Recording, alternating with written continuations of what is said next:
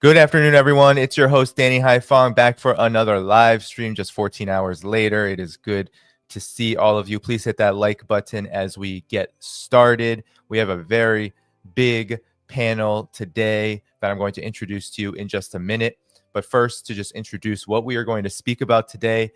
There's been stunning blows to the IDF from the resistance in Gaza. We've seen Yemen exhausting the Iron Dome on a daily basis. And of course, the cruel and unusual weaponization of aid by the Israeli regime, US-backed. Its fragility has never been more apparent. Now, Netanyahu is facing even more internal opposition as the genocide drags on with no end in sight and with no notable achievements beyond the complete devastation of Israel's global reputation at a historic rate. What is the state of the resistance as we enter month number 20 of this gruesome genocide in Gaza and the proliferation of regional war and regional resistance? To discuss all of this, I have three of my most trusted and, of course, just prolific voices, journalists on these matters. First, let me introduce Professor Mohammad Marandi of the University of Tehran, geopolitical analyst. Professor Marandi, good to see you again. Thank you. And then we have Lowkey. He is a hip-hop artist, a journalist, an activist. You can find his tour tickets in the video description below. He's going on tour this fall. Lowkey, good to see you. Good to see you, Danny. Thanks for having me. And then we have Ali Abunimah. He's chief editor over at the Electronic Intifada, a publication you all need to follow. Ali, good to see you again. Thanks, Danny. Hi, everyone.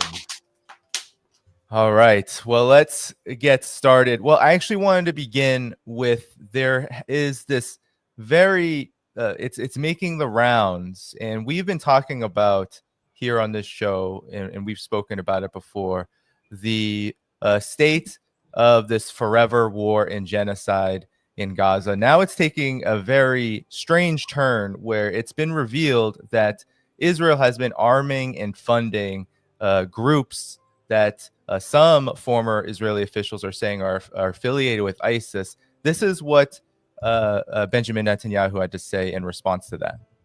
It's the first time Benjamin Netanyahu has publicly admitted to Israel aiding armed Palestinian groups in Gaza. On the advice of security officials, we activated clans in Gaza that oppose Hamas. What's wrong with that? This is only good and saves the lives of IDF soldiers. So maybe I can turn to you, Lowkey, about this. What do you know about this development? Because as we've talked about, we have these reservists, these settlers not wanting to fight. There's been desertions. There's very strict and repressive laws about this. But what exactly is going on here? Why is Israel and Netanyahu, why are they so joyful and jovial about what they're doing with regard to these so-called, some are calling them gangs, some are calling them ISIS. What's your assessment? Well, it's important also to contextualize this in a trajectory of Israel's support for this essential inversion of Zionism, a sort of mirror inversion of Zionism in the region.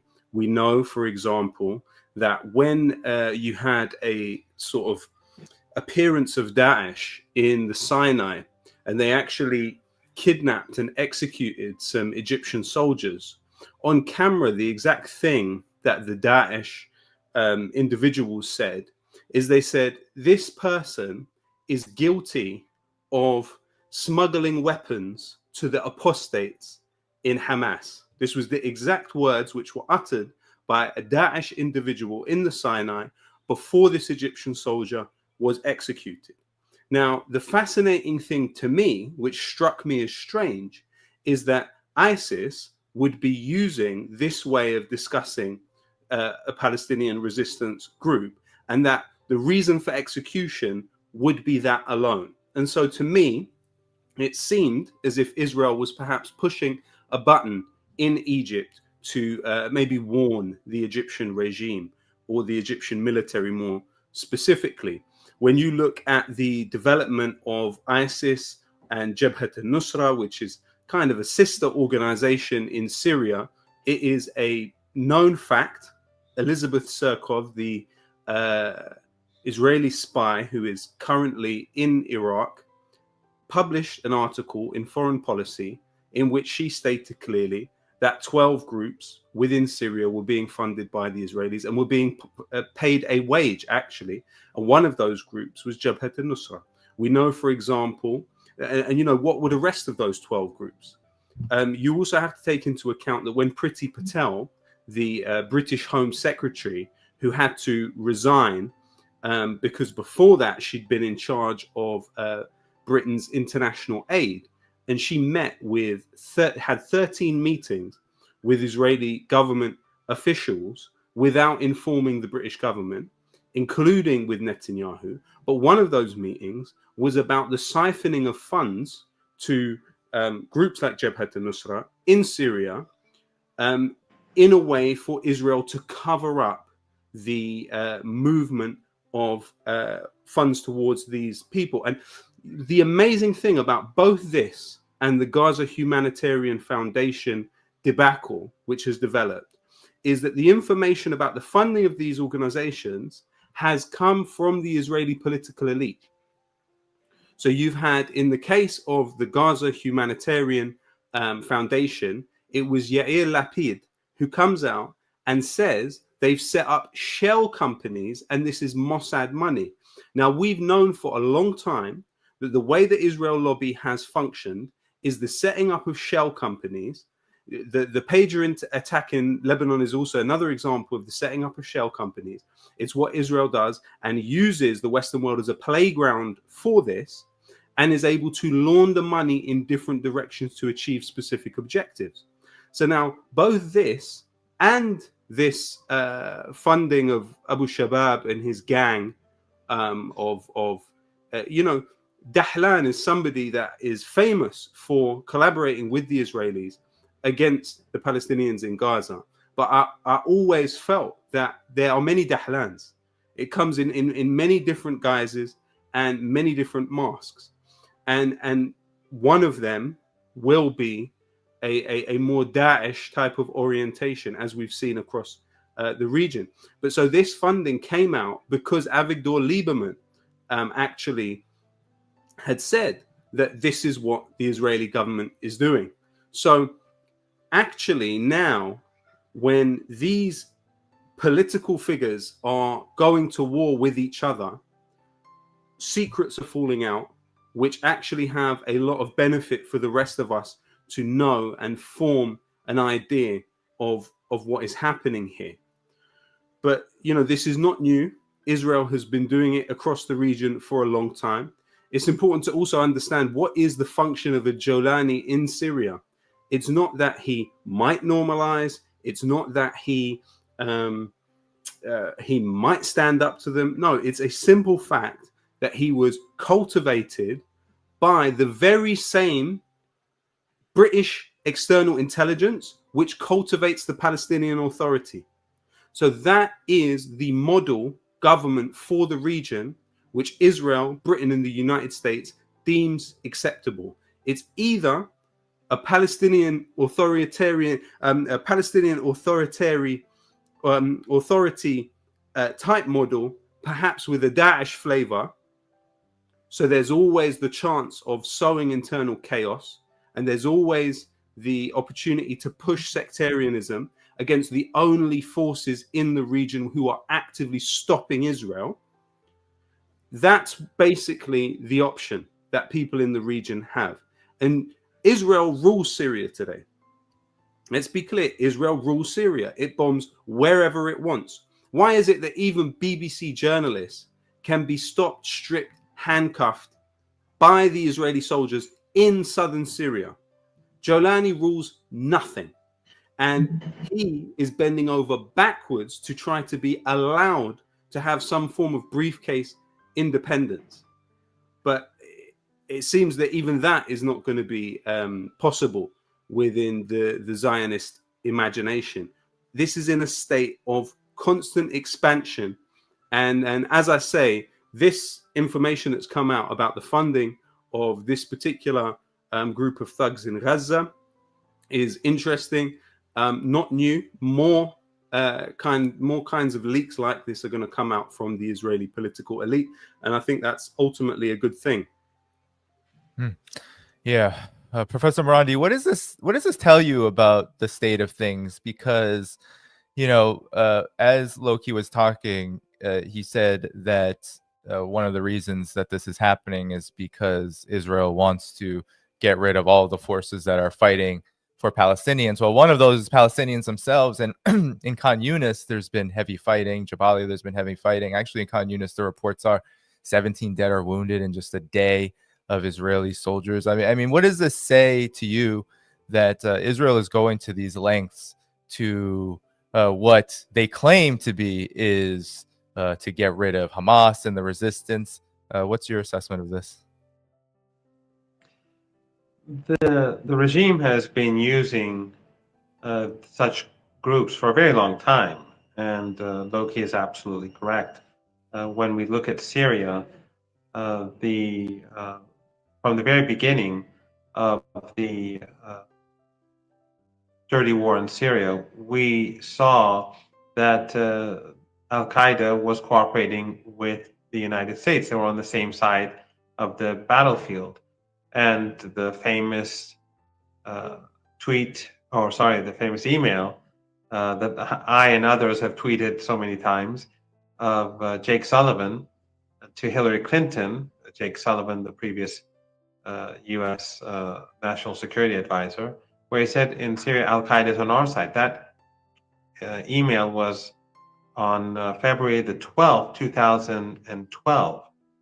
So that is how the United States works. That's how the Israeli regime works. The Israeli regime actually, in its Hebrew press, it's much more open about its sinister views and its sinister activities than it is in its English press. So if people go to the translations, there's a lot more material out there, but they have openly in the previous decade spoken about how they've been supporting ISIS, Al-Qaeda, and other extremist groups in Syria to undermine the previous Syrian government. And alongside the occupied Golan Heights, the Syrian Golan, the Israelis were supporting Al-Qaeda and ISIS. Both of these groups had bases alongside the Golan Heights. And whenever the Syrian army would try to advance, they would strike them with artillery or with tank fire or other means to drive them back, and they would treat the injured ISIS and Al-Qaeda militants, terrorists, in their own hospitals. They would give them weapons, they'd give them food, they'd give them... they'd also be funding all other terrorists. In Syria, we had a host of different groups, and now we see how the infighting in Syria is beginning again. But in the case of the Gaza Strip, I think it's going to be more difficult for the Israelis. This is not new. As, again, Lowkey pointed out, the murder of those Egyptian soldiers goes back quite a while. And their crime was because of their support for Hamas. Hamas, I believe, is too strong in Gaza to be able for the Israelis to undermine them through Palestinians. Their allies are very close to them. It's the Palestinian Islamic Jihad, which is the second largest resistance group. They will stick with them till the very end, and hopefully we will never see such a situation, but they will stick with them. And the other Palestinian groups, they too are with Hamas. There have been some protests. Obviously, the Israelis, Mossad, and others have been behind it, but those are small groups of people who, many of them were just, small groups, but many participated in because of the desperation, the desperate situation they're in. And that's a policy that the Israelis and the Americans have always pursued. That's like what the Americans have done in Cuba. In Cuba, the Americans are strangling the people of Cuba, and their hope is that people will turn against the Cuban government out of desperation. They do the same in Venezuela. I just returned from Venezuela. The sanctions there are hurting people, and the objective is to hurt people so that the population would turn against the government. The same was true, of course, with Syria, but Syria ultimately collapsed. The same is true with Iran and any other. It's a war. It's a form of war. The Israelis do the same thing. In Gaza, they're slaughtering people. They are starving people, and they and Western intelligence agencies, the Israeli intelligence agencies, as well as Western intelligence agencies, work together to turn people against the resistance. But I don't think that's going to work. I don't think ISIS is going to be able to undermine Hamas in any way or form. And we saw, as you pointed out today, that the resistance has been able to score successes against the Zionist regime and inflict significant casualties. I also believe that we're going to see further attempts to turn both the local population against Hamas, to try to encourage people to protest. Simultaneously, you're going to see these terror groups being deployed against the Israelis. This will continue, but I think to the credit of the resistance, after 20 months of genocide, and to the credit of the people of Gaza, people have remained steadfast across the Gaza Strip, and they've tried to separate the people, put them in different in boxes in different parts of the Gaza Strip, separate them, make it impossible to manage. They would bomb police officers. They bomb people who would guard, and do bomb people who guard. Just a few days ago, they did it again. People who are guarding food and or aid that was being brought to the people. They bombed them, they killed them in order, and use these terror groups in order to create further chaos. But so far, we've seen that Hamas and the resistance has been able to maintain control because the population remains loyal. They may not be, and I cannot say, I cannot speak on behalf of Palestinians in Gaza. They may have their own grievances, but they know who the enemy is. They know what the enemy is trying to do. So someone may not be a supporter of Hamas. Someone may be a supporter of a different group. Someone may not be a part of any group, but they know that the Palestinian cause is just. They know that the Israeli regime and the Americans and the Europeans and regional regimes are doing nothing for them at best. But they still know that they have to stand with the resistance, and that the other side is only trying to undermine all of them through division, through supporting ISIS, and through trying to create unrest in Gaza. Ali, please step in. Yeah, I think with respect to what's been revealed in the last couple of days in Gaza, I'm somewhat skeptical that there is really an ISIS link. And what is ISIS really? It's a brand that is used by Western intelligence services. So, they can use it for anything they want to use it for. I think the key point here is not whether or not this group is ISIS affiliated, but that it is Israel affiliated. That's the important thing. And I think the context in terms of the history of the struggle in Palestine is that Israel has always sought Palestinian collaborators, and for that matter, Lebanese collaborators, and as Lowkey pointed out, Syrian collaborators. And this model goes back decades, and it's a classical colonial model. You find local native collaborators to help you fight the resistance against, your own people's resistance against the occupier. And there's a history of this in Palestine going back many decades, but we can start in the 1970s with the so-called village leagues, which Israel tried to set up in the occupied West Bank following the occupation of 1967.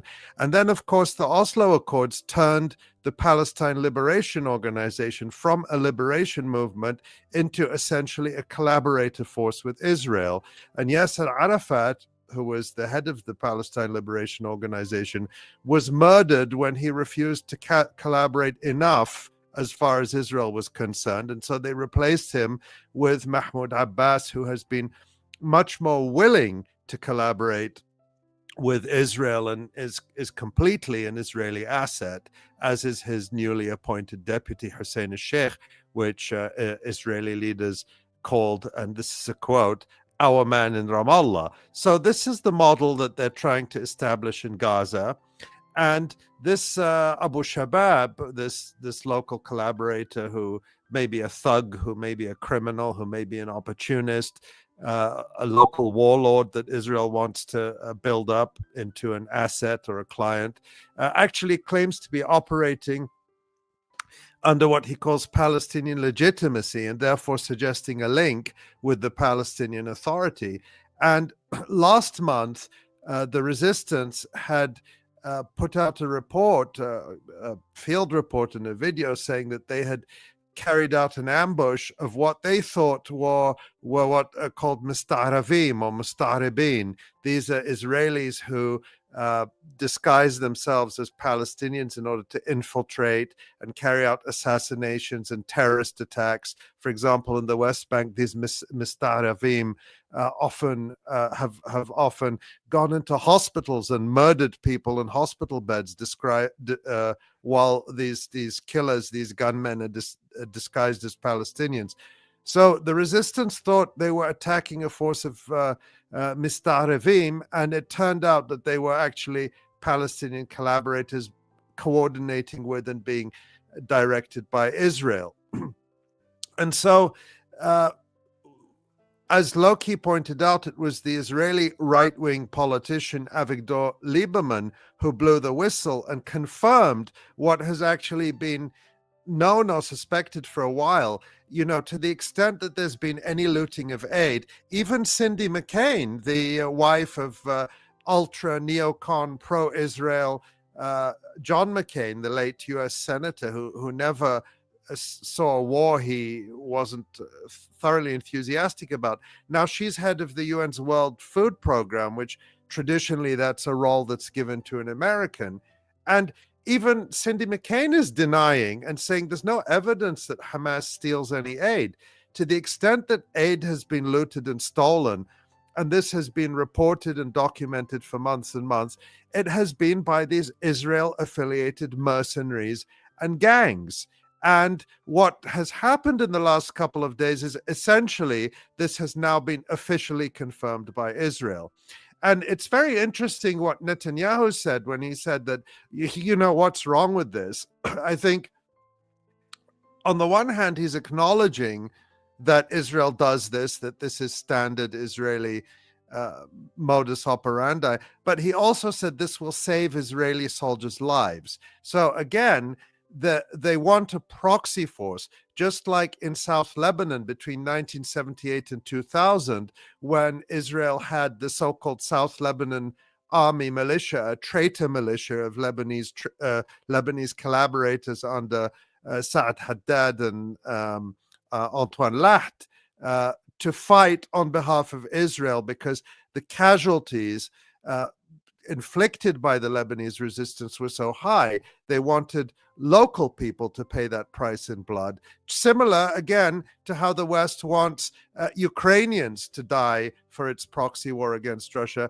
They want Syrian proxies to die in their regime change war in Syria. And Israel wants Palestinians to die killing other Palestinians on its behalf.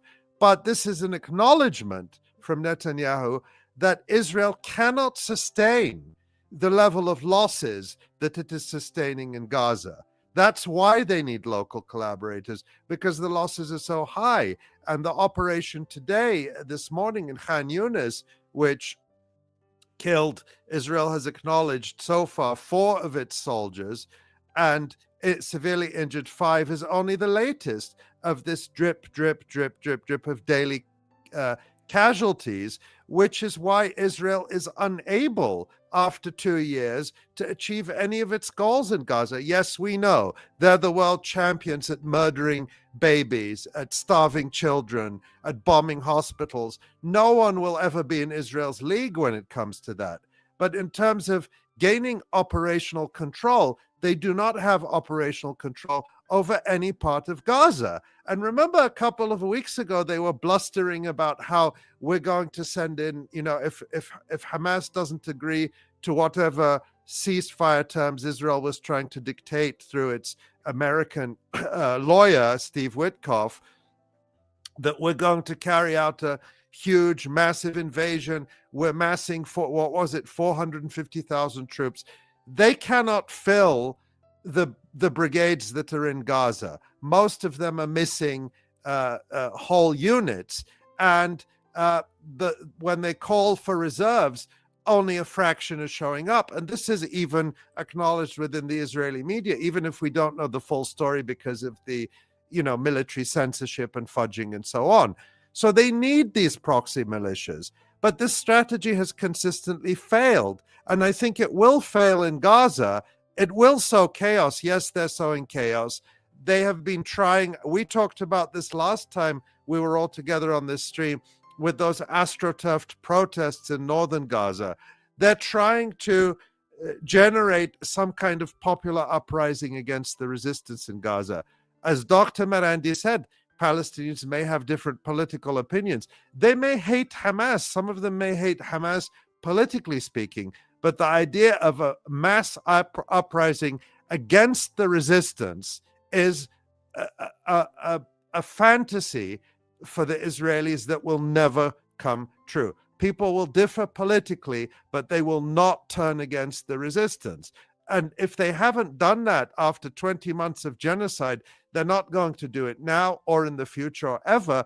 And they haven't surrendered and they haven't kneeled, despite the unbearable suffering Israel and its Western backers, the United States, Canada, the European Union, and others, and the complicit Arab dictatorships and vassals in the region who are also effectively on board with this, throwing promises of trillions at Donald Trump without even saying, end the genocide, end the starvation in Gaza. If none of that has brought Palestinians to their knees and brought them to the point of surrender, there is nothing Israel can do that will.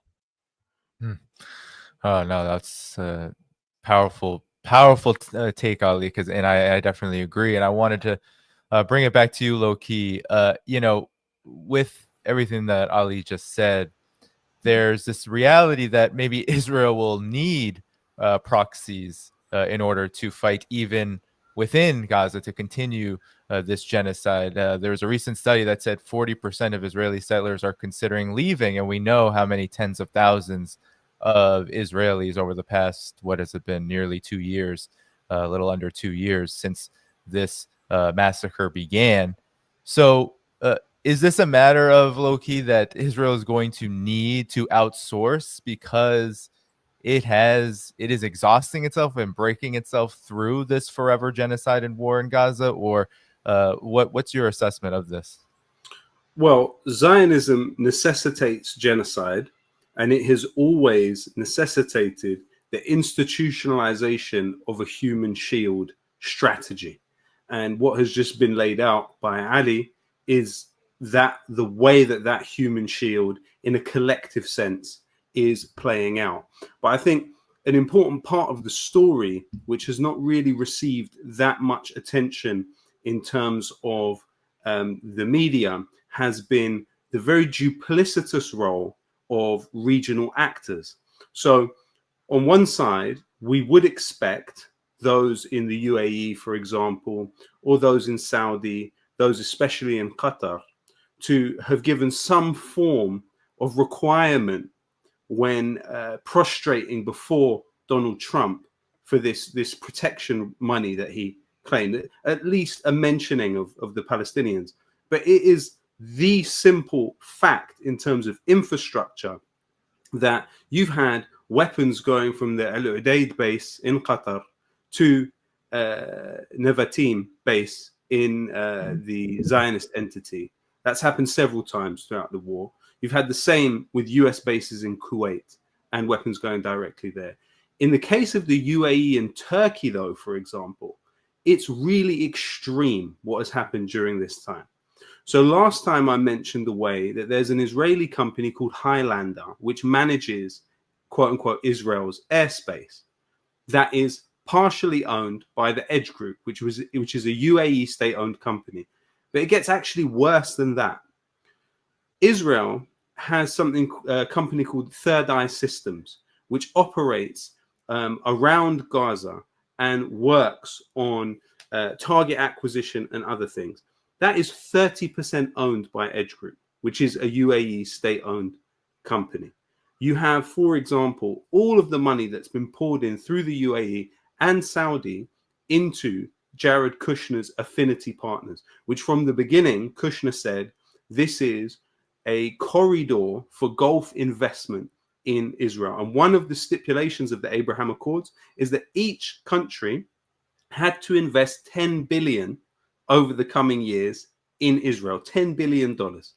And so through, for example, affinity partners, that you've got Saudi and UAE money in Phoenix Holdings. Phoenix Holdings is one of the biggest shareholders in Elbit Systems. It has a role in expanding settlements in the West Bank.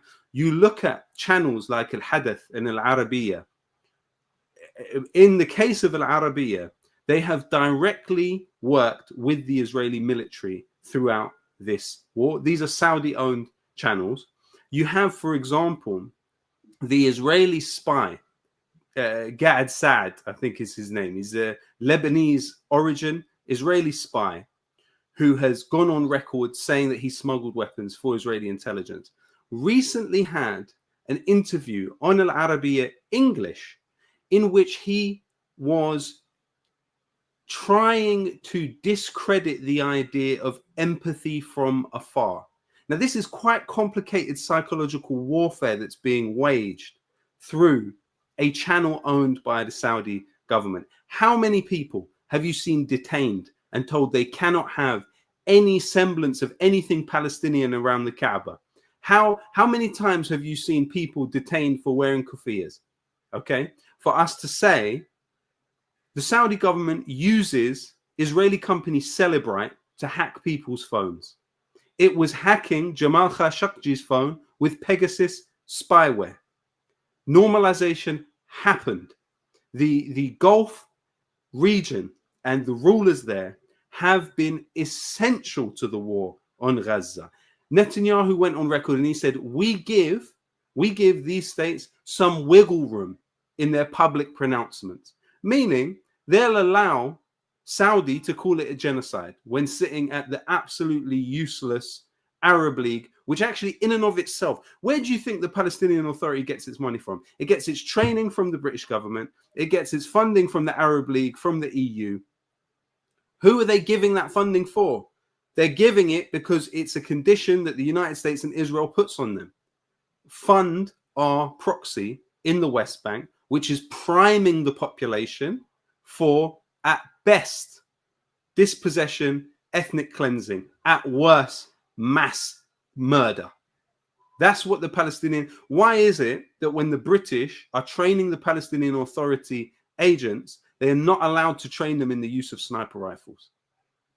They are not allowed to train them in the use of sniper rifles. That is specifically because they fear the chance of those weapons being turned on the Israelis. And it has happened. There has been cases of that, of course. And Turkey, you know, we really have to get into Turkey, and more needs to be said about Turkey, because you have this Turkish journalist, Metin Cihan, who has actually gone on record and publicly made the claim that Burak Erdogan, the son of Erdogan, has been trading with Israel throughout the Gaza genocide. And the data that he used was from the Istanbul Chamber of Commerce. And this was something he tweeted on the 7th of December, 2024. He said, while the attack on Gaza was continuing, we sent 400 ships to Israel. We sent 4 million tons We provided fuel for the Israeli planes, clothing for its soldiers, parts for its weapons. He said, thank God we sent our prayers to the Palestinians. Do not forget Palestine. What you also have the case of is several business figures close to Erdogan actually owning shipping companies that have been involved in sending shipments to the Israelis. You, of course, have 40% of the oil that Israel uses flowing on the pipeline from Azerbaijan to Turkey and then on to the Israelis. Really, there's so many examples of the way that this is happening. So, for example, there's an Israeli company by the name of Dorad Energy, which supplies electricity to Israeli military bases. Now, the second largest shareholder in this Israeli company is Zulu Holding, which is headed by Erdogan's close friend, Ahmed Zulu. So what are we talking about here? We are talking about betrayal on a grand scale by the very same people, especially Erdogan, who they in Arabic they say yutajirun bil qadiyya, yutajir bil qadiyya. He is the biggest propagator of prayers for Palestine. We don't need your prayers. In fact, your prayers are probably harmful in this case. Erdogan is guilty, is guilty. And these other rulers in the region, there needs to be a reckoning where we are able to clearly have clarity about what has been done during this period and by whom. Israel couldn't have kept going without this support from its allies, but specifically those in the region who are actually financially benefiting off it. That's what we're talking about here. We're talking about financial benefits from the infrastructure built up around genocide. And I think also there needs to be more clarity from if you are involved in armed struggle against the Israelis, and I completely understand there is a necessity to have diplomatic relations with all sides, and there is help given in a limited way. How can you trust the safety of information exchange there or any of that when this level of integration between these forces is so extreme? You know, the British, for example, have excelled at portraying themselves as sort of bumbling, noble-intentioned, incompetent actors. But all of that's propaganda and rubbish. Britain is the most sly actor in the region. You've seen complete integration of the British and the Israeli security services. Britain, for example, the British police are using the Sandcat armored vehicle that Israel has been using in Gaza. They've literally purchased it off the back of Israeli activity in Gaza, and they're rolling it out on the streets of Britain. The British police hack phones with an Israeli company. There is an integration that has taken place, and Israel is in the process of integrating itself with the regional security services also. So it's absolutely. In order to carry out this maximalist project of Zionism, it is needing all the help it can get from those in the region. Yeah, and Professor Marandi, I wanted to, Lowkey laid out this picture of the region, and it is indeed a stark one, and certainly there's been so much enabling of the Zionist regime of Israel. But there was a recent article I want you to actually react to. I'll just how Ansar Allah rattled the U.S. Navy and transformed maritime war. And I think this is incredible, given this regional situation that Lowkey just laid out, just what has happened here on the opposite side with the resistance outside of Gaza. Here you have the Wall Street Journal acknowledging that Ansar Allah engaged the U.S. Navy in the fiercest battles it's fought since World War II, despite being one of the world's poorest countries.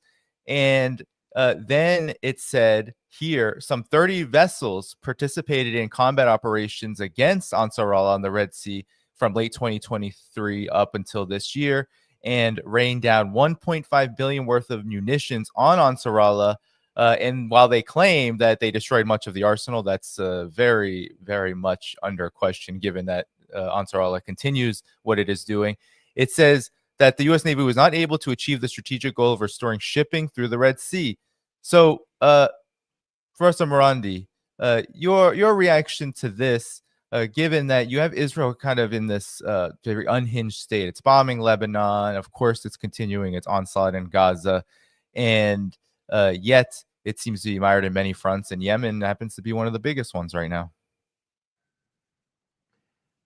Yes, and I think if we go back to when Trump began this genocidal onslaught against Yemen, which is the only Arab state that has been supporting the Palestinian cause in a meaningful way. Ansarullah is a part of the government. They are the government that rules in Sana'a, the capital of Yemen, and they are the legitimate power in Yemen, even though the UN Security Council does not recognize them at the behest of Saudi Arabia and the Emirates. But they have been in power for a decade now, over a decade. You recall that when this attack began, and it was all done to support the Israeli regime, the Wall Street Journal, after a period of time, I think it was the Wall Street Journal, yes, and they admitted that the United States was unable to destroy the underground facilities of Ansarullah.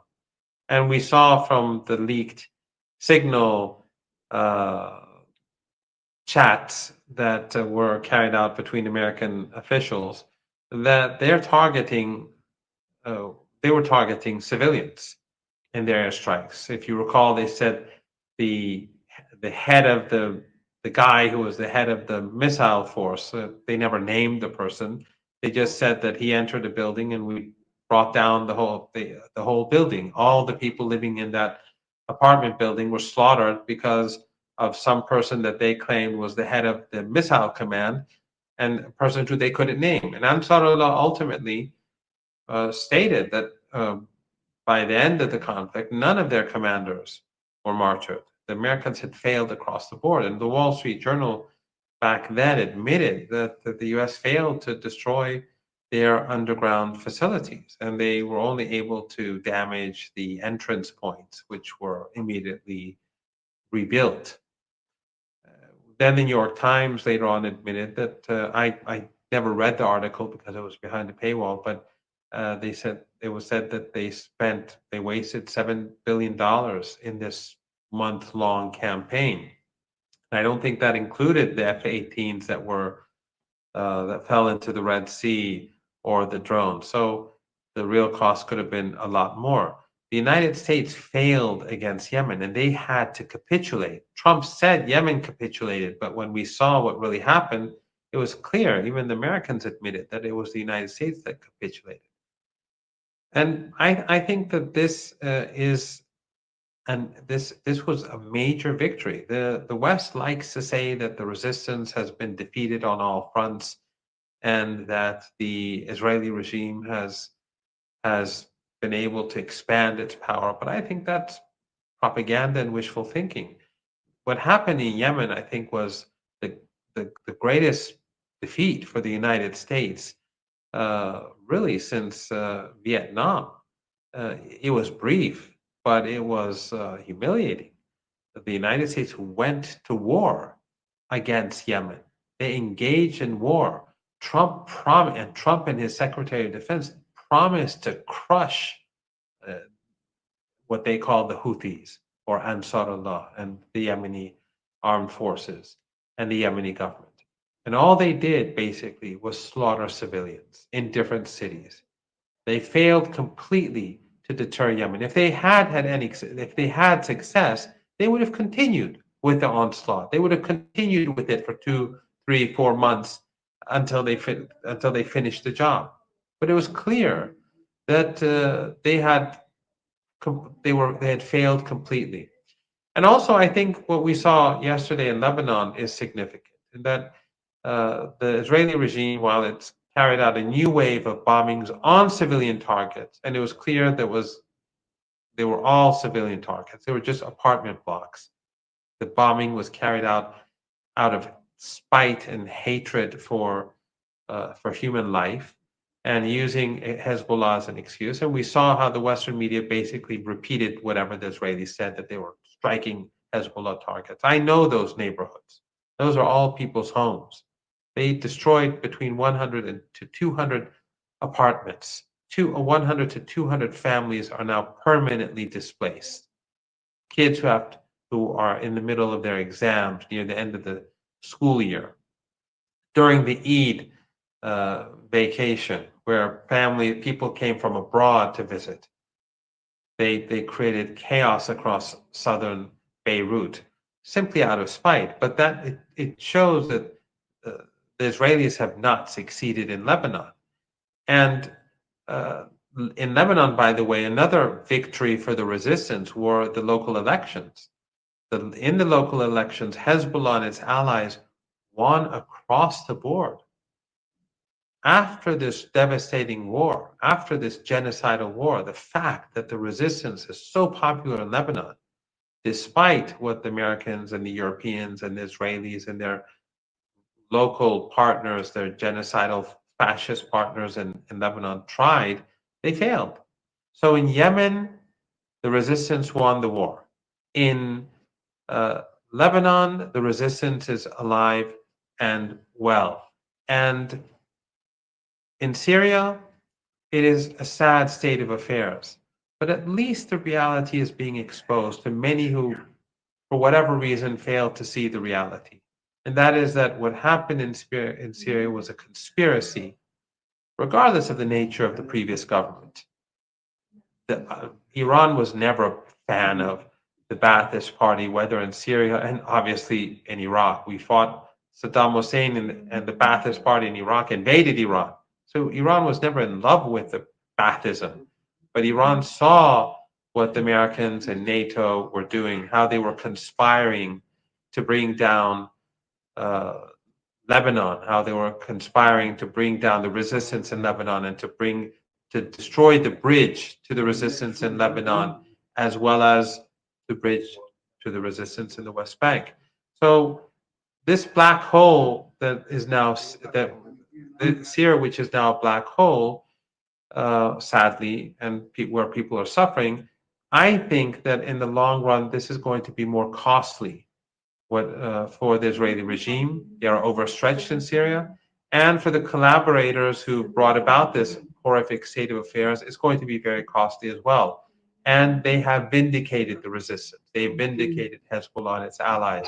People now see what happened in Syria was exactly what Sayyid Hassan Nasrallah was saying would happen. Yeah, Ali, I would definitely want to bring you in here. Now, so there have been reports over the last recent period of possibly a new resistance emerging in Syria as well. I know firing rockets into the Syrian territory, Golan, but Israeli occupied Syrian territory. But your reaction to any of this?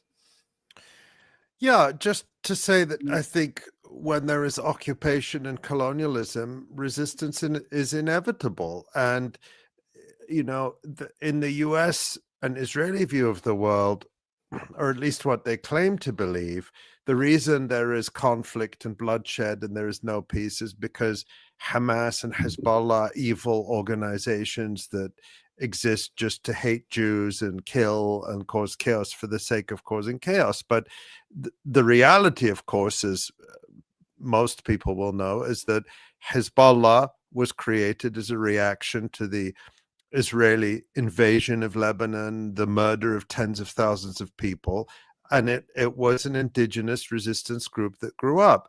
And that's exactly the same with Hamas. Hamas emerged in the late 1980s in Gaza in opposition and resistance to decades of brutal Israeli occupation.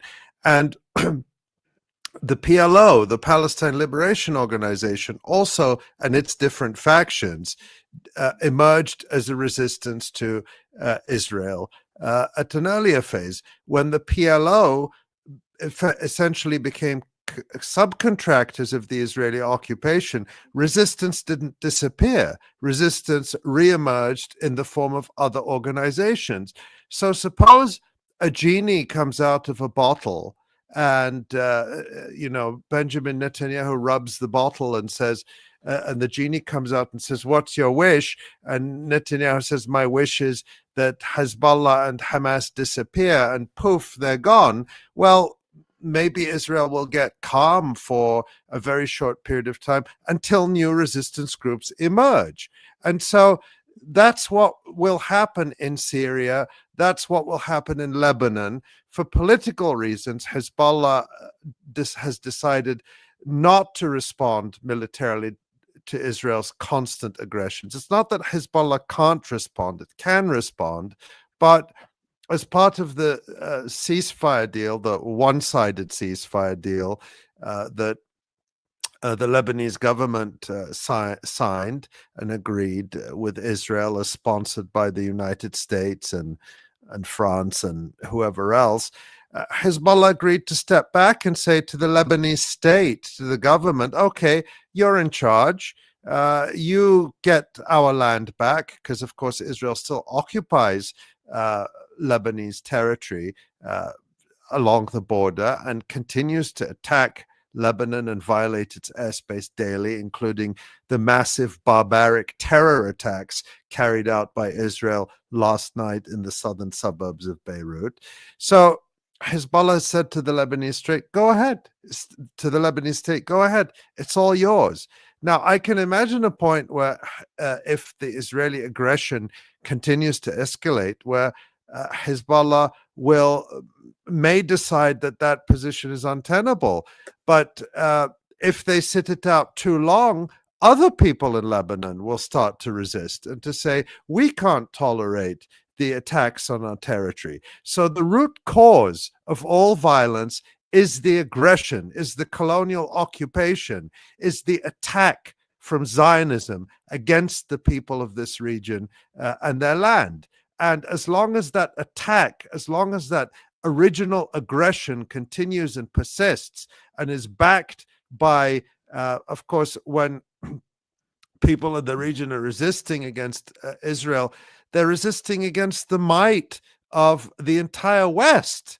And so as long as that attack continues, then there will be resistance. And that's just a reality. And in the past, in Palestine, it was called the Palestine Liberation Organization. That's no longer a resistance movement in any form. And today it's called Hamas or Islamic Jihad or, the other smaller factions that are involved in the resistance.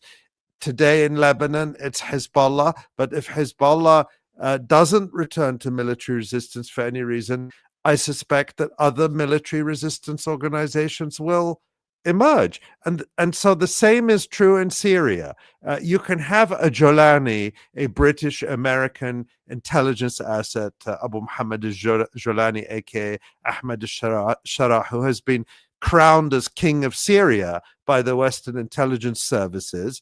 And he can pledge, as he has been doing repeatedly, that we don't want any trouble with Israel. We don't want anyone to attack Israel. Please, please, please just leave us alone. But there are Syrians who will rise up and say, this is our land, and we cannot tolerate this aggression, this occupation, this humiliation. And so we are going to resist, even if the American installed monarch in Syria, the king of Syria, or the king of Damascus, decides he doesn't want to resist. Yeah, Lowkey, I definitely want to bring you back in here to react to what Ali said, but also Yemen has recently fired one of its Palestine hypersonic 2 missiles at Ben Gurion Airport. Of course, there was the moment not too long ago where one struck and pierced the Iron Dome. But they keep firing the ballistic missiles and the hypersonic missiles, and they keep having an effect of shutting down the airport and, of course, causing economic, dislocation and disarray. And then you have, I don't know if you saw the reports too, of a new Islamic resistance front in Syria that had recently fired rockets into Israeli-occupied Golan. Is this all for naught? Because I think a lot of people are very pessimistic about the situation when you have Israel raising Gaza, the genocide, the massive infrastructure destruction, the aid weaponization, what the Gaza Humanitarian Foundation debacle, luring Palestinians into essentially to their deaths, shooting them down as they were receiving this pitiful amount of aid. Your take on this, because I think a lot of people are very pessimistic about the situation, despite the presence of resistance, as Ali said, continuing. Well, I think it's important also to clarify that what the resistance in Lebanon is protecting is the entire region. Why is Israel so obsessed with getting to the Litani River? Because it wants to control the water sources of the region. Now, what did Jolani facilitate by allowing Israel to occupy Syria the way it has, this king of Damascus? He has facilitated Israel controlling 40% of Syria's water, Israel controlling Al Wahda Dam, which supplies water to Jordan. Now, let's not forget that Jordan is actually one of the poorest countries in the world water-wise. So now, through the occupation of Syria, Israel has a further control on this poodle in Amman that they control.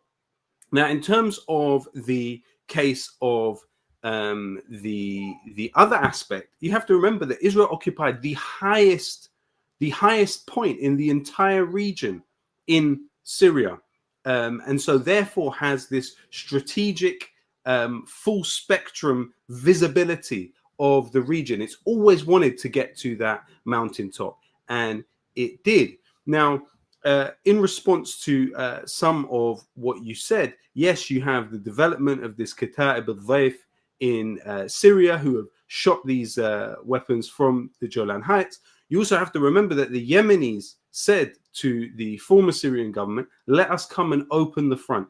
This is following the Al-Aqsa flood. They said, let us come and open the front, and they were prevented from doing so. At least that is my understanding of what happened from some in Yemen. But also, one other thing that I've noticed is there is a coordination playing out across the axis of assistance in the region. They are trying to astroturf anti-resistance feeling. Why is it that on the same day you had Mahmoud Abbas come out, this Israeli spy, this filthy killer and torturer to death of Palestinians, Mahmoud Abbas, came out with the statement? He said, "Sallimu al-raha'in ya awlad al-kalb." He said, give up the hostages, you sons of dogs. This is what Mahmoud Abbas said. On the very same day, Al-Jolani arrests the leadership of Islamic Jihad in Syria.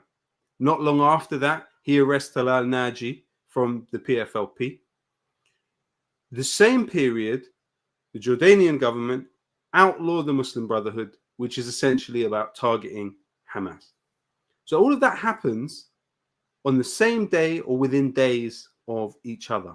So this is the axis of assistance, which in the region is pushing to astroturf these anti-resistance ideas. Who remembers the reports that Al Arabiya, the Saudi channel, were putting out about the leadership of Palestinian resistance factions? And then the reaction from the Iraqis when they went down and they shut down Al Arabiya. They are trying as much as they can to warp people's perceptions of this entire situation. They are trying to give the mood music for Israel to carry out this genocide on the Palestinians. And look at Yemen. Look at what Yemen has contributed to humanity. When you even look at the Convention on Genocide, you have very clearly laid out the basis at which an intervention should take place. Yemen has launched the most humanitarian of the most humane of humanitarian interventions that we've ever seen.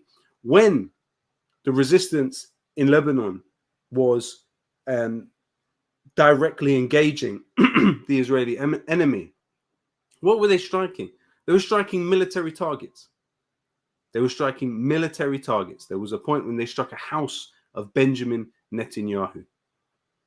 Yeah. Frankly, as somebody who has an arrest warrant, well, who is believed by the International Criminal Court and wanted for for the crime of genocide, that is a legitimate target. Yeah. So really what you've seen is the resistance forces in the region carry out their engagement in this with far greater respect for international humanitarian law than any of the other actors that we're talking about. We're talking about high-tech savagery and barbarism visited upon poor, starving people. And actually, this Gaza Humanitarian Foundation, these aid sites, they are disappearing Palestinians on a daily basis. They are baiting them so they can be massacred en masse.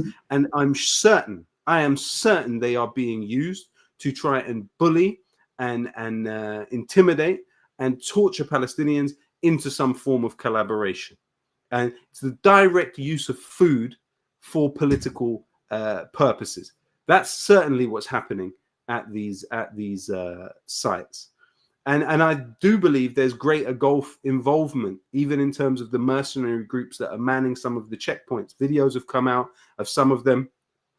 Some of the individuals have been Egyptian. Some of the individuals have been speaking in Gulf Arabic. There's a video I've seen of one speaking with an Iraqi accent. Where are these people coming from? What's happening here exactly? And so, you know, all of that will come out as time goes on. The extent of collaboration that all of this has entailed. Yeah, Professor Marandi, your final comments on this before moving on. I understand why some people are pessimistic, and people raise these issues often, but I don't feel that is really a valid belief. I think that the resistance obviously is always going to face great difficulty. You have an alliance behind Israel that has been controlling world affairs for centuries, and since the Second World War, the United States has had an empire that, after the collapse of the Soviet Union, literally became universal. And as both Ali and Lowkey have pointed out, you have regional countries that have been collaborating. They've been cooperating in one form or another. So in Lebanon, for instance, many people think that Hezbollah is the government. Hezbollah has never been the government. Lebanon is a country where the United States and the Europeans and these regimes that collaborate with the West, either as part of NATO or as a part of their regional alliances, they have huge influence, and they have NGOs and spies and embassies that have always been working against the resistance. Unlike in Yemen, where Ansarullah is in control of much of, or most of the country, which has a significant population. And unlike in Gaza, where Hamas is in control of has always been in control of that territory, Lebanon is not like that. Lebanon is a deeply divided country, and the United States has fascist allies in Lebanon, which are always stabbing the resistance in the back. The Hezbollah accepted the ceasefire because Lebanon was divided. And there are strong elements. There are people in parliament in Lebanon who support Israel. There are people in parliament and in government who want to see Hezbollah bombed. That's how divided the country is. The majority is with the resistance, according to polls, according to election results, but it's still deeply divided. In the West, we know where they stand. We know where the oil and gas-rich countries in the Persian Gulf stand. Don't be fooled by some television outlet that supports the Palestinians in Gaza. In the broader picture, they're in the American camp. All of these countries are in the American camp. So it's very difficult for Hezbollah. It's very difficult for Ansarullah to do more than what it is doing. It's under siege. It's being starved. And of course, Hamas is in a terribly difficult position along with its allies like Islamic Jihad. But I agree with what Ali is saying.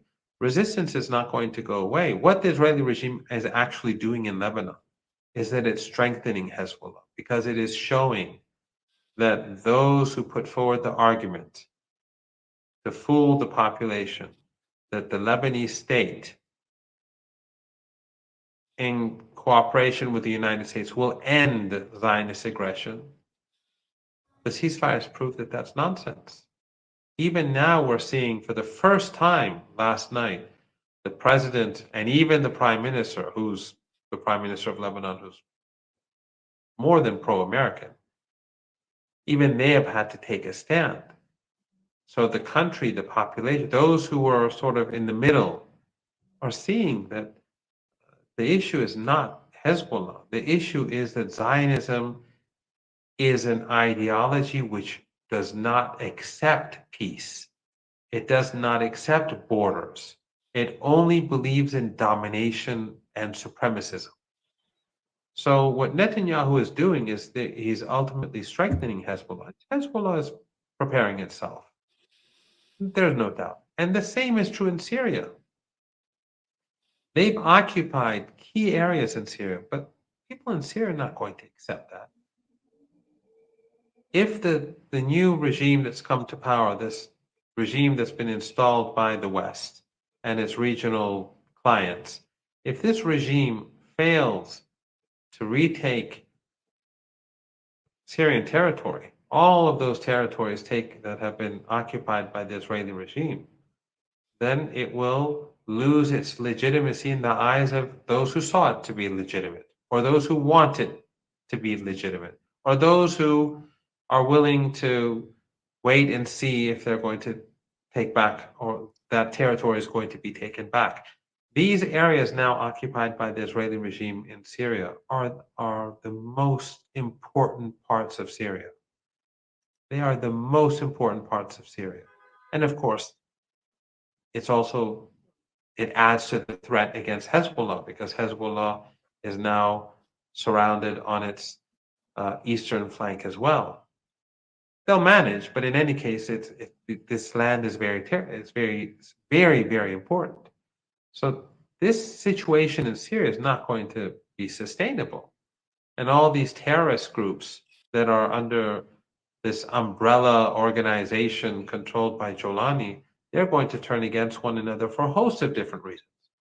And people are going to see how fanaticism and these groups, many of them foreigners from Central Asia and China and elsewhere, that they are more busy suppressing Syrians rather than taking back territory taken by the Israeli regime.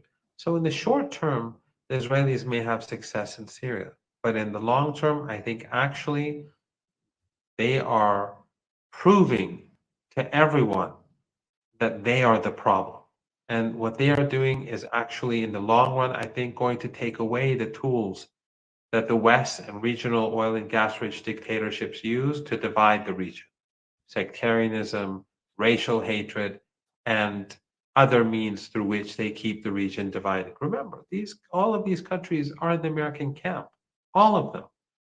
Whatever, whether it's the Emirates or the Qataris, which despise each other, they're still in the American camp. Whether it's Turkey or Saudi Arabia, which despise each other or dislike each other, they're still in the American camp. The American camp is the problem. It is the United States that's the problem. But I think it's becoming clear to everyone that the region cannot live with Zionism. And not only is this true about the people in the region, but it's true about people across the world. The Israeli regime has exhausted itself. The resistance continues in Palestine. The resistance is fighting back in Yemen. The resistance in Lebanon is rebuilding itself. The American, Israeli, NATO project in Syria is bound to fail.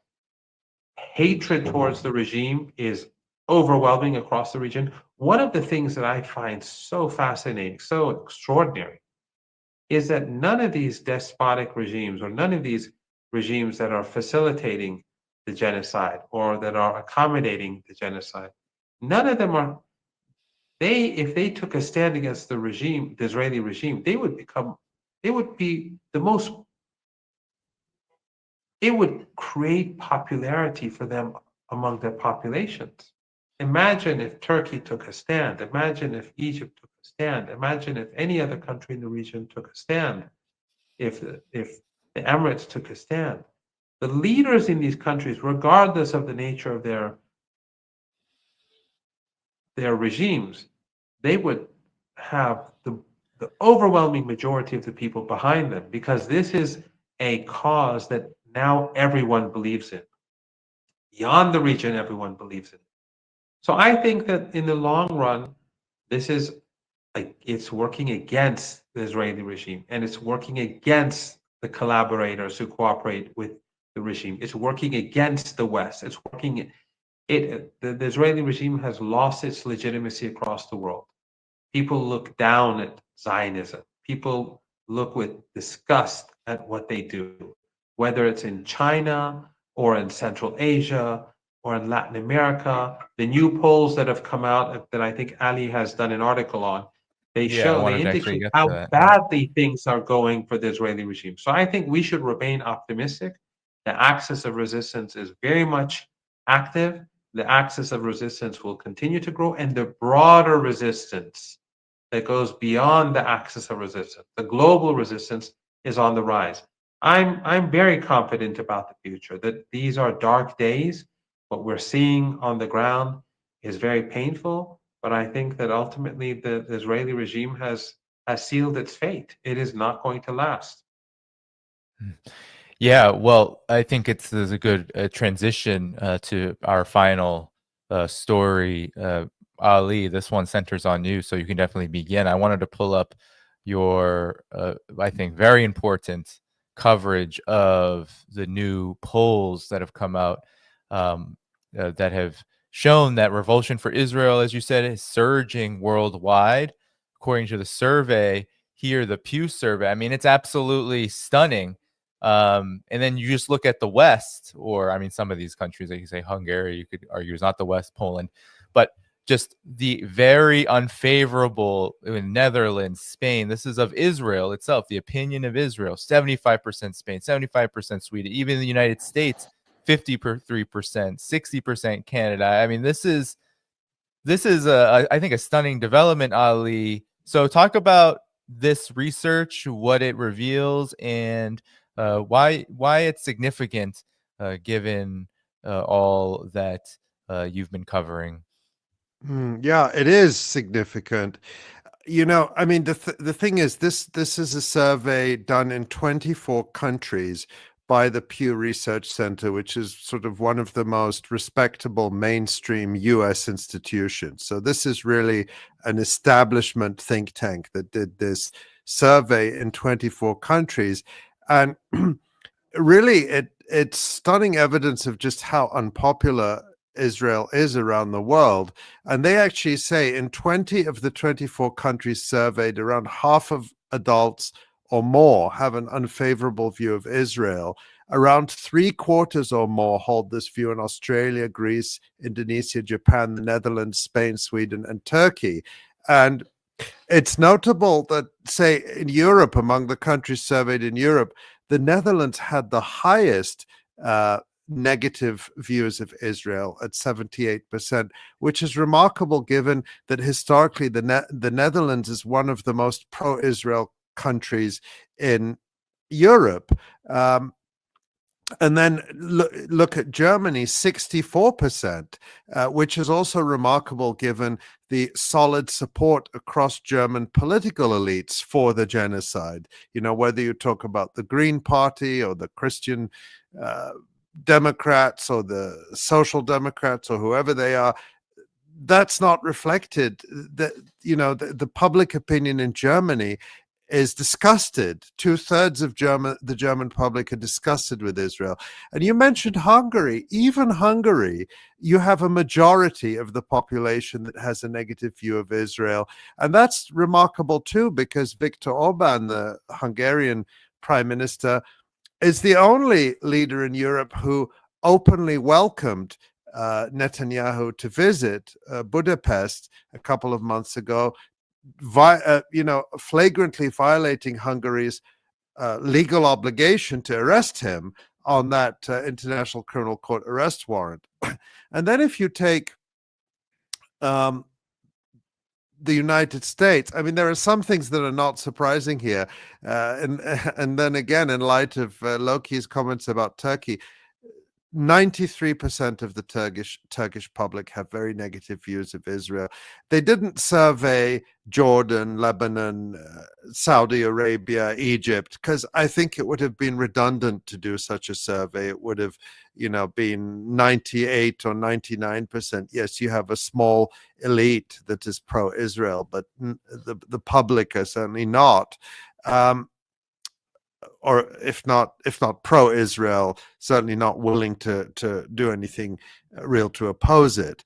But remarkably, I think it's very notable that in the United States, there have been for many years now polls showing, if you go back a decade or more, there have been polls showing that the support among certain subgroups of Americans for Israel has eroded steadily. So, for example, among Democrats, among younger people, among people of color, for a while now, there have been majorities who view Israel negatively or who support Palestinian rights. What's new in this survey is that for the first time that I've ever seen, and I've been looking at this stuff for 30 years, for the first time I've ever seen, you have a sort of a credible, respectable polling organization finding a majority of Americans overall turning against Israel. That is unprecedented. And if you dig deeper into it, it's even more interesting because Pew observes that in general, in many of the countries that it surveyed, people who place themselves on the political left have a more negative view of Israel than those on the right. But that ideological gap is more pronounced in the US, where 74% of liberals have a negative view of Israel compared with 30% of conservatives. So it's been true for a while that Israel has more and more become a right-wing conservative cause. But even that is breaking down now, because Pew did another survey in April focusing on the United States, and they found a sharp rise in the number of Republican voters who view Israel favorably, rising from 27% to 37% since 2022, indicating that Israel is losing support across the political spectrum. And we've seen that reflected also in the emergence of a relatively new phenomenon of really prominent right-wing commentators like Tucker Carlson, Candace Owens, Judge Napolitano, voicing skepticism about U.S. support for or ties with Israel, and sometimes really harsh criticism and denunciation of Israel's genocide. So that really is a new phenomenon in the US, this breakdown in support, not just on the left or the liberal sphere, but even on the right. I've never seen that before. So, and again, the reason the Israel lobby has worried about this for so long, particularly the erosion among younger Americans, is because that's where the future is, the future of the US support for Israel. When this generation of young Americans grows up, they're not going to want to keep spending billions to finance genocide. And that's why US politicians have been in such a panic. It's why they're focusing their crackdown on college campuses. It's why they want to ban TikTok, because they're hoping, like King Canute, that they can turn back the tide. And I don't think they can. There's nothing, no multi-billion-dollar PR campaigns that are going to counteract the horrific reality of this genocide that is streamed in high definition to our phones every day. There's nothing you can say about that. There's nothing that Israel can say that can justify what it's doing. There's nothing that Hamas did or could have done, or that Israel claims it falsely that it did on October 7th, that is going to convince anyone that mass murdering people at so-called aid distribution hubs is justified, that blowing the limbs off thousands of children is justified, that attacking hospitals is justified, that starving 2 million people to death is justified. The good news is we don't live in a world where ordinary people see that as normal or acceptable. Yes, our so-called leaders are willing to accept it, are willing to be silent about it in order to keep their seats or their privileges or whatever. But the world is turning against it. Israel is done. Lowkey, I know your time is short for you, so I definitely want to get you in here. Absolutely. And you know what's fascinating is in the UK context, you had the Israel lobby have such a free run in the Corbyn years. Literally, almost every single prominent journalist was singing from the very same hymn sheet with talking points that came directly from Israel lobby groups 24/7. Corbynism was something I have never seen. You are talking about the confection of a supposed crisis for Israel's foreign policy gain in Britain, but also the British establishment murdering someone seen to be a radical in Corbynism, and so literally reproducing these things. Now, all of those same journalists that during that time did such a service to the lobby are now essentially trying to save their souls. This is about their own redemption, and this is about saving their own legacy. And so they're making quite a big song and dance of the fact that now they sort of can recognize at least partially Palestinian humanity. But what I worry about in all of this is that, you know, Zionism has always been a top-heavy movement. And so what I mean by that is you have many of these supposedly right-wing, some actually right-wing podcast hosts, actually ranging from, you know, Joe Rogan to even, you know, someone on the more liberal end like Piers Morgan. All of these individuals have their podcasts sponsored by ExpressVPN. Now, ExpressVPN is a subsidiary of Cape Technologies. Cape Technologies was founded by Teddy Sagi, who's given $3 million to the Israeli military during the genocide. The company was headed, it had CEO Ido Ehrlichman, who was from the Duvdevan Unit 217, the Musta'arabin. It was also founded with alumni of Unit 8200 in the Israeli military. This Teddy Sagi has made very clear his political orientations in this equation. And so what you then have to think of is if ExpressVPN is being used by people all over the world also, and if these now critical of Zionism right-wing-ish podcast hosts are now directing their users towards ExpressVPN, how has Israel engineered the infrastructure of this entire system to work in its advantage? You know, you also have to look at, for example, whether it's the Levon affair in Egypt, where you had the Abdel Nasser government and the Israelis, the defense minister at the time, Levon, they sought ways to literally plant bombs at sites of both American and Jewish use in Egypt. You have the same thing play out in Iraq, Abbas Shiblaq, with the amazing book, The Law of Zion. He really shows how Tawfiq al-Suwaidi passed the law, the denaturalization law, which would allow Iraqis to become Israelis. No one took them up on the offer. No one took them up on the offer. So what did the very new Israeli External Intelligence Agency, Mossad, do? It literally placed bombs at synagogues. And so I guess my fear in all of this is the type of tricks that Israel will resort to in trying to turn back this tide, and also the extent to which it has been able to entrench itself within the infrastructure and the big tech aspect of all of these states. You look at the Netherlands, for example. You know, there's huge pro-Palestinian feeling. When you had the Maccabee hooligans there running riot, their repulsion was largely supported by people across the Netherlands.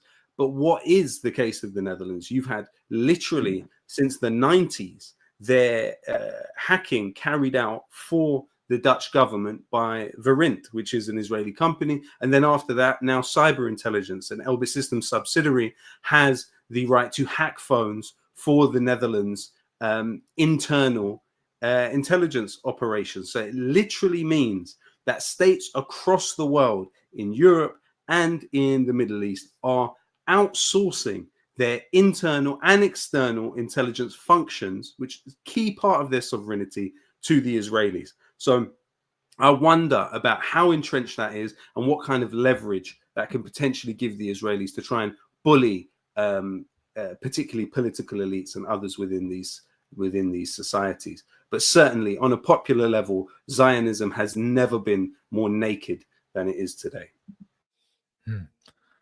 Indeed, indeed. I want to get Professor Marandi in here though, but Lowkey, this might be the final comment. Do you need to go now or later? I definitely want to promote. I just say keep up the absolutely amazing work.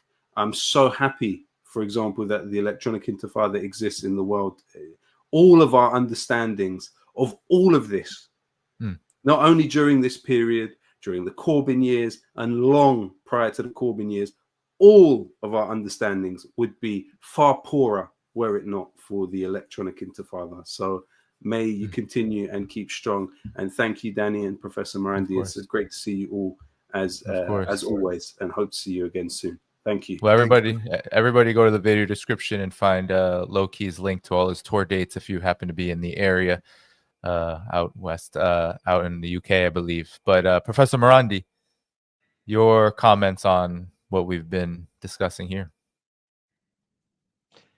I don't think there's much that I can add to what Ali and Lowkey have already said. I think that the tide has turned. I believe this for a very long time now, and I think actually, if Pew had been more representative in its choices, it would have looked a lot worse for the Israeli regime. I took a very brief look at the piece in Electronic Intifada, which everyone should be constantly studying, the Electronic Intifada in general. Argentina, which is an extremely white right-wing government, if I'm not mistaken, the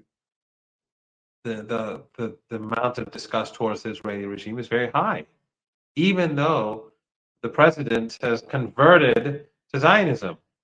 Or in the case of India, which has always been an exception to the rule, it doesn't look too good for Zionism. They're not. They don't have this strong majority. They have a minority of support.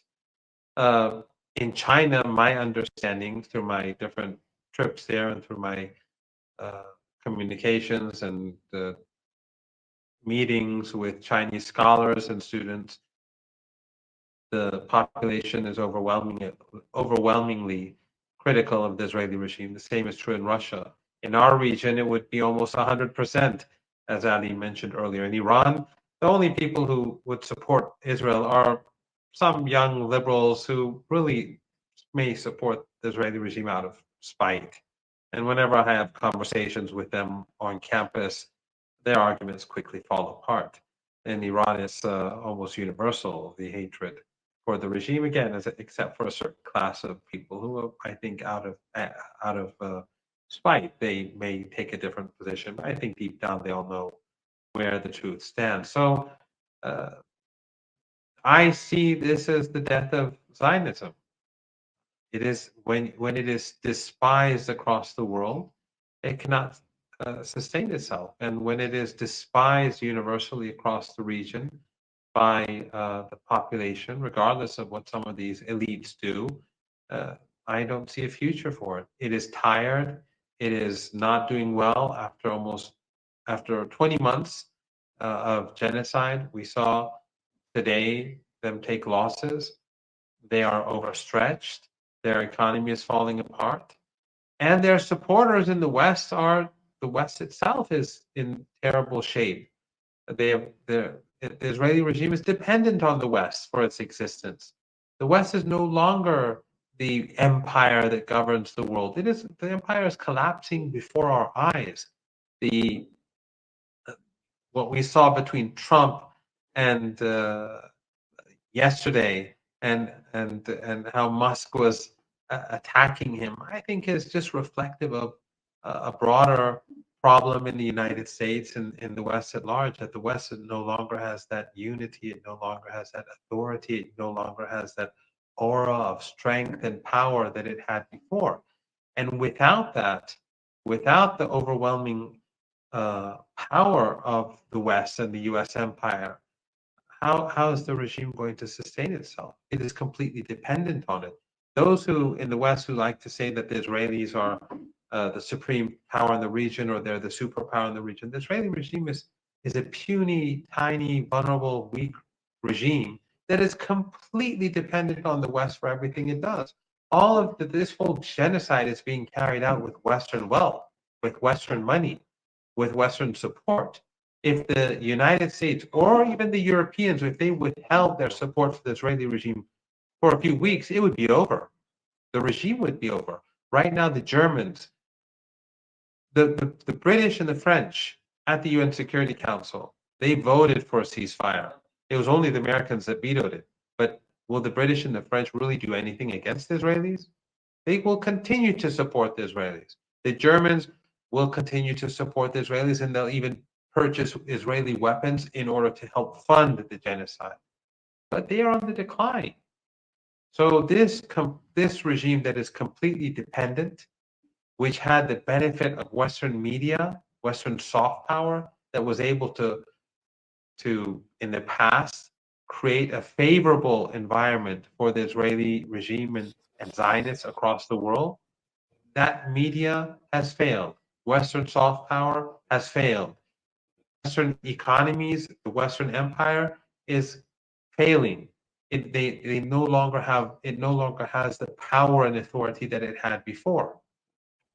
So Israel's support is weakening on all fronts. It is failing at home. People despise it. This is not good news at all. And I personally think that Netanyahu is destroying the Israeli regime. He is the person he is destroying it, because he's not even fighting for the interests of Zionism. He's fighting for the interests of Netanyahu and Netanyahu's allies, and he's allied with these people for the sake of Netanyahu. So ultimately, again, as I said a few minutes ago, 10, 15 minutes ago, I'm optimistic about the future. I think the resistance and the axis of resistance will continue to degrade the regime's capability. And the United States, which has overextended itself in trade wars, in Ukraine, where Trump foolishly was unable to bring an end to the war. He could have ended the war, and he didn't. And now this war is going to continue to degrade the capabilities of the West. So they've overextended themselves on multiple fronts. They've destroyed their image because of their support for the Holocaust. I'm optimistic. I'm optimistic about the future of Palestine. The suffering that we see day and night is intolerable, but I definitely see light at the end of the tunnel. Yeah, Ali, it was your article, so maybe I'll give you the final word, actually, because after hearing what Professor Marandi and Lowkey before he left said, what immediately came to mind was, all successful resistance movements had this element where the outside world, or the world perhaps around the resistance, wherever it is, really came to its support. I'm curious if you think that is what has been happening and whether it will accelerate. But any final thoughts you have on your piece here? Yeah, I think I want to make a general point that I hope everyone who's watching and listening to this, whether they're watching it live now or later on YouTube or any other medium, should know is that the voices of people around the world actually matter. And the reason we're seeing now some things starting to shift, the governments in the West, particularly where Israel's base of support is, will resist till the very end any change. They will hold on to their beloved Israel as long as they can. And I'm old enough to remember that that's how it was with apartheid South Africa. Now, in hindsight, everyone likes to pretend that they were against apartheid in South Africa. When Nelson Mandela died, Barack Obama and all those Western leaders went to his funeral and they were taking selfies and pretending like they thought he was a hero at the time, when most of those governments treated him and the African National Congress as terrorists, and they supported the apartheid regime. And every Western university resisted and refused divestment. And the governments, the Western governments, particularly West Germany, the same Germany that supports the genocide now in Palestine, West Germany was opposed to sanctions on apartheid South Africa. Margaret Thatcher, the British Prime Minister, was opposed to sanctions on apartheid South Africa. Ronald Reagan, the US president, was opposed to sanctions on the genocidal white supremacist regime in apartheid South Africa. Why did it change? It changed because of people power. It changed because the public made that politically untenable. Yes, there were also geopolitical factors as well, just as there are now, by the way. This was coming towards the end of the Cold War, and the West didn't need South Africa as an asset, as an anti-communist, an anti-communist, pro-colonial, pro-empire asset in Southern Africa the same way. There are geopolitical shifts now, and Israel is losing its relevance as the US empire declines. So I want to emphasize that people power is essential. The voices, the protests, showing visible solidarity in any way you can. It's also important. Speaking out on social media, they haven't shut us down yet. They, with all the manipulation of algorithms and all of this kind of thing, they still can't make Israel's crimes disappear from people's screens and consciences. And so people have to keep it up. Your voices matter. This is why they're cracking down with such heavy-handed and crude censorship in the West, arresting journalists, arresting college students, smearing people. All these tactics are because they know they're losing, and we are winning. Humanity is winning. So keep it up. Don't despair. Yes, our hearts break. Yes, we're sad. Yes, it's okay. It's okay when you see and hear the suffering that's going on in Gaza. It's okay to cry. It's okay to mourn. We need to do that because what we're seeing is horrible. But don't despair because we are winning. Globally, we're winning. Humanity is winning. Justice is winning. We will see, I believe it, visualize it, it will happen, that when Netanyahu falls, when Israel